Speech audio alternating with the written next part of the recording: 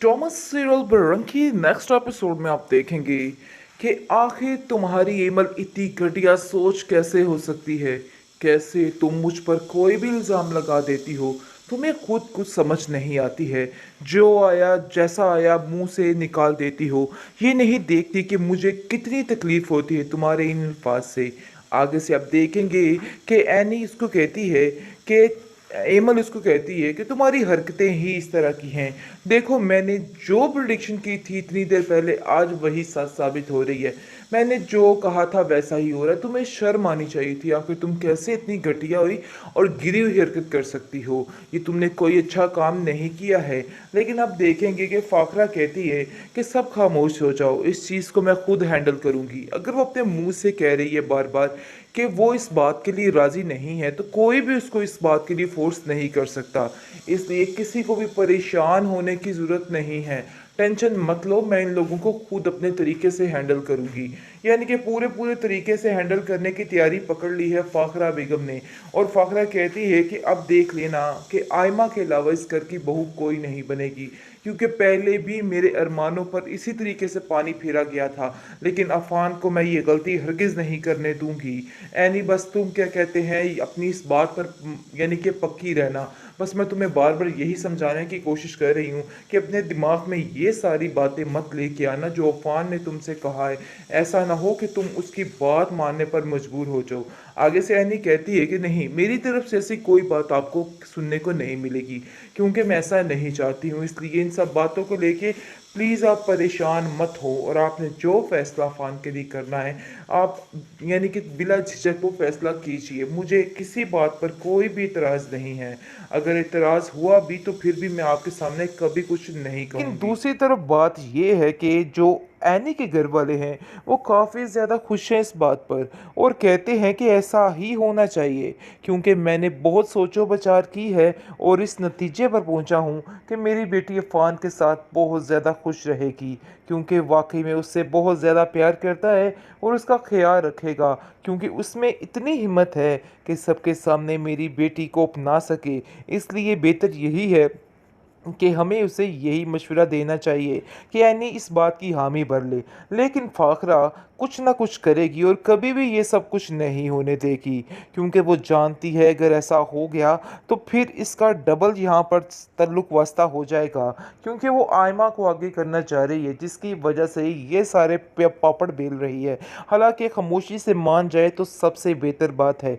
लेकिन जी फिलहाल वो ऐसा नहीं करेगी। जैसे ही वो कुछ अच्छा करने की कोशिश करती है दुर्दाना जो है उसके कान भरना शुरू कर देती है और उसको तरह तरह की उल्टी सीधी पट्टियां पढ़ाने लग जाती है। आप देखेंगे कि इस बात के लिए बड़ी सख्त खफा हो चुकी है एनी की बहन। और कहती है कि नहीं, ये काम मैं हरगिज़ नहीं होने दूंगी। ये इसकी बहुत बड़ी भूल है कि ऐसा होगा। क्योंकि मैंने भी ये बात ठान ली है और मैं इस बात को करके ही दम लूंगी। क्योंकि शहरयार का प्रेशर है उस पर और वो उसको बार बार कह रहा है कि ऐसा कभी भी नहीं होना और ना ही होना चाहिए। क्योंकि अगर ऐसा हो गया तो तुम्हारा बिल्कुल ही इधर बेड़ा गर्क हो सकता है। ये बात तुम अपने जहन में बिठा के रखना। बस ये बात को एन एमल ने अपने दिल पर ले लिया है जिसकी वजह से वो दिन रात यही कोशिश कर रही है कि उसकी बहन बिल्कुल भी खुश ना रहे। बस इसी टेंशन की वजह से वो बहुत ज़्यादा परेशान है और बार बार एनी को वर्गलाने की कोशिश कर रही है। और उसको कहती है कि देखो अनी, तुम्हारा यहाँ से जाना ही बेहतर है। इसके अलावा और कोई भी हल नहीं है। ड्रामासेल बरंग की इस एपिसोड में आप देखेंगे कि अब जाकर फाखरा बेगम बोल रही है कि देखो वही हुआ जिसका मुझे डर था। यानी कि आज वही कुछ हो रहा है जिससे मैं खौफजदा थी। मुझे पता था कि ये लड़की यानी कोई नया चांद जरूर चढ़ाएगी। और देख लो इस लड़की ने वही किया है। मुझे इस बात का पूरा पूरा यकीन था। देखो फान, मैं तुम्हें इसलिए समझाती थी कि इस लड़की से दूर रहो क्योंकि ये लड़की तुम्हारा जीना महाल कर देगी और कुछ ना कुछ ऐसा गड़बड़ करेगी कि सब कुछ तबाह बर्बाद होकर रह जाएगा। खैर अब देखेंगे कि बहुत ज़्यादा परेशान हो चुकी है बेचारी बेचारी एनी कि उसकी वजह से ये क्या हो गया। अगर वो उसको लेने के लिए ना आता तो ऐसा कुछ भी ना होता। खैर अब देखेंगे कि अफान उसको समझाता है कि ये आपकी वजह से कुछ भी नहीं हुआ है, इसलिए आपको परेशान होगी और लोगों की बातें सुनने की कोई भी ज़रूरत नहीं है। दूसरे नंबर पर आप देखेंगे कि फाखरा दुर्दाना से कहती है कि तुम बिल्कुल ठीक कहती थी, मुझे ही तुम्हारी बात पे यकीन करना चाहिए था। काश मैं तुम्हारी बात पे उस वक्त यकीन कर लेती तो आज ये नौबत ना आती, क्योंकि मुझे यकीन ही नहीं था कि वाकई में ऐसा हो सकता है। खैर आप देखेंगे कि आयमा काफ़ी चीखती चलाती है एनी पर, एनी को कहती है कि एनी आखिर तुम्हें ठंड पड़ चुकी है, ये सब कुछ करके मुझे पता था कि तुम एक ना एक दिन ऐसा ही कोई कारनामा सरंजाम दोगी और देखो तुमने वही कुछ किया है। आगे से आप देखेंगे कि एनी कहती है कि इन सब चीज़ों में मेरा कोई कसूर नहीं, मुझे अफान को इस तरह से तकलीफ पहुंचा के आखिर क्या मिलेगा। वो अगर मैं उसको ही तकलीफ पहुंचाऊंगी जो मेरा हमदर्द है, कैसी बातें कर रही हो तुम, मुझे तो कुछ समझ नहीं आ रही आप लोगों की।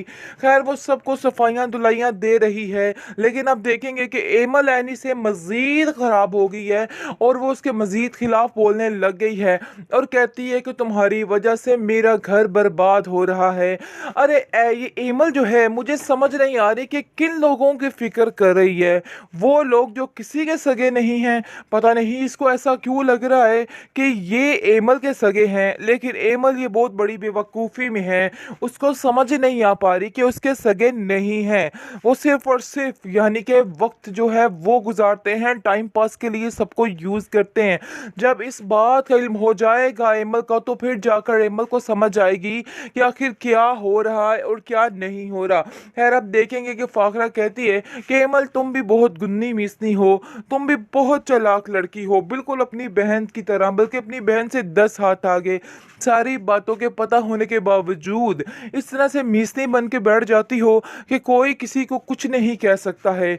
मुझे तो आज शर्म आ रही है कि किस कदर मैंने नाटकबाज ड्रामेबाज बहुएं ले आई हूँ, मुझे तो खुद कुछ समझ नहीं आ रही है। खैर आप देखेंगे बहुत ज़्यादा परेशान है फाखरा अपने बेटे को लेके और कहती है कि पता नहीं मेरे बेटे का क्या बनेगा, क्योंकि ये लड़की तो इसको चैन से जीने नहीं देगी और मुझे नहीं लगता कि मेरे बच्चे को चैन आएगा। एमल खुदा का वास्ता है अपनी बहन से कहो यहाँ से चली जाए, क्योंकि अगर वो यहाँ पे रही तो ये सारे तमाशे ऐसे ही होते रहेंगे और कुछ भी ठीक नहीं होगा। मैं तुमसे बस इतना ही कहना चाहती हूँ कि तुम्हें अब यहाँ से जाना होगा, यानी कि अपनी बहन को यहाँ से भेजना होगा।